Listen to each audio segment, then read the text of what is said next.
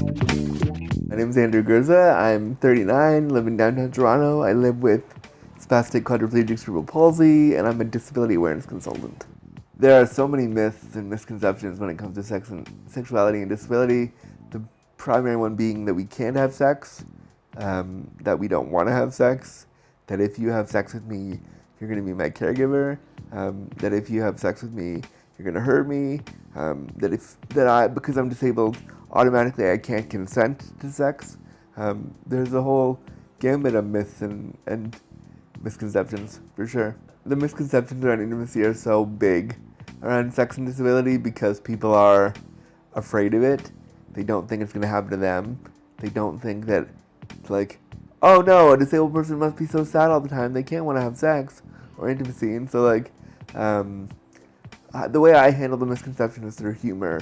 So I'll use, like, hey, I'm a bear in a chair. I'll use, like, hey, wanna, like, touch my joystick. I'll use, like, humor to, like, play with the fact that I know I'm disabled, I know I have these needs, but it doesn't mean we can't have a good time. Because I think people assume that, well, I know they assume that being disabled is tragic. And so to try to show them that, like, yes, things work differently. And yeah, there are hard moments around it, of course there are.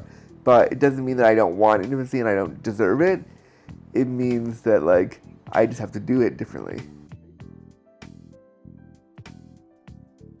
Intimacy, for me, as a disabled person, means I have to rely on someone else to help me access the intimacy. So it's tough. Well, not tough, but it's different because it isn't as spontaneous and as, like, quick as we assume intimacy is supposed to be.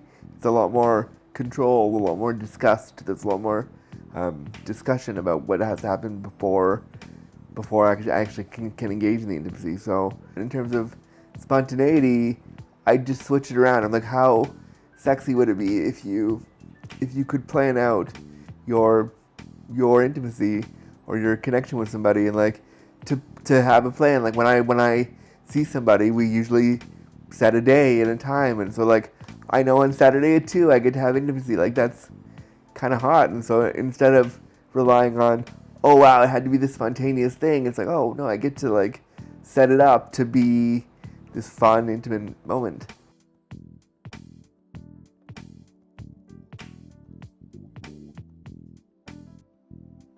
I try to just be myself, and I also know that, like, so much of disability representation is oftentimes inspirational and oftentimes, like, yeah, I can do anything, I'm a warrior, and all that's great, and that's good for, like, certain people. For me, it's like, no, I want to just tell the truth, or my truth, rather, and tell, like, how I live my life. And so I think putting that stuff online for me is almost like a journal of, like, today I was feeling this, I want to share. And I think, knowing that me sharing my story as a queer disabled person can help someone else be like, oh wow, I feel seen here, my experiences are being talked about here too. Like, there's something really powerful in that. So I try to think about who I wanted 15 years ago, like, who I wanted to know 15 years ago is who I can be now, to ensure that, like, the next generation of queer cripples out there trying to do this and trying to, like, navigate intimacy and sexuality have a baseline to be like, oh, I follow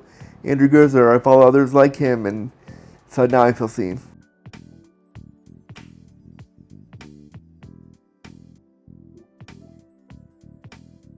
I worked with a friend of mine who has done adult film, and a studio from the States that I had done some work for, Himrose.tv, contacted me and said it's our 2-year anniversary of being a studio, and we want amateur porn stars to film stuff in their bedrooms, and we know you want to do representation around disability. Would you want to do one? And I was like, sure. Like, okay, great, awesome, this is kind of cool.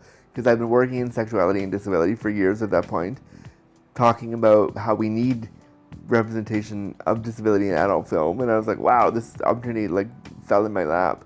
So I immediately was like, sure. Talked to my friend that I had done some sexy things with, and I was like, listen, would you do this with me for representation? And so it was really cool because I got to show how I get out of bed, how I use a special lift to be transferred to access sexuality, and we showed all that as part of the video and still made it sexy and fun. And it was really, really important because people have now used the film as part of their, like, when they're training sexual therapists to learn about how to help the body, sometimes I'll use my film, and that's kind of cool to be like, look, here's a severely disabled person having sex. Wow, amazing. Like, I think the fact that you know, and we shot this in my bedroom, like in my house, on a Tuesday afternoon or something. So like the fact that happened, and people are using that as a baseline to understand sex and disability is really cool.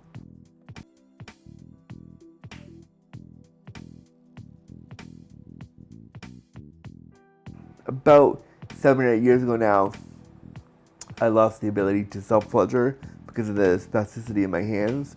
So it just was hurting me to self-pleasure, and I couldn't do it anymore. And my sister saw the movie because it went down to Australia where she lived, and then she saw the movie, and I went down there a few months later to visit her, and she said, well, tell me about, you know, the fact that you can't get off anymore. And I was like, well, that's embarrassing, you're my sister, but okay. So I was explaining to her, like, well, there are no toys on the market for me that I can really hold because of my dexterity. The buttons are too small, I can't really access any toys. And she goes, surely there must be something. And I was like, not really, I've looked. And she was like, well, did you want to make one? And at first I was like, do I want to make a toy with my sister? That's super weird. But then when we put it out to the community, we realized that 63% of the people that we polled said they have trouble with self-pleasure due to hand limitations. We were like, oh, we can do something with this. We came up with an idea for what is now the bump and joystick, which is it's a 1 meter long, it's like if a foam roller and a body pillow had a baby. It's like that. Nice. And it can hold your sex toys in place for you, so that if you can't use your hands, you can still access pleasure. We're still in the production phase. It's taken years for it to kind of go because COVID happened and then factories stopped doing stuff. So people are very excited about it. We are very excited about it, and we hope that, you know, it will help people access their pleasure. When we were doing prototype testing, we had someone say that it changed their sex life and it gave them back their sex life. So we're very excited about where it's going to go. I think everyone deserves sex and pleasure, and I also think sex and pleasure don't have to be tied to love. What if they don't want a loving relationship right now? What if they just want to have pleasure? And I feel like we're deserving of both, and we need to have discussions of pleasure around disability, because when you become disabled, you're going to want pleasure too. So we need to have the conversations now with people that live the experience today. It's something we all deserve, regardless of our ability level or our romantic status.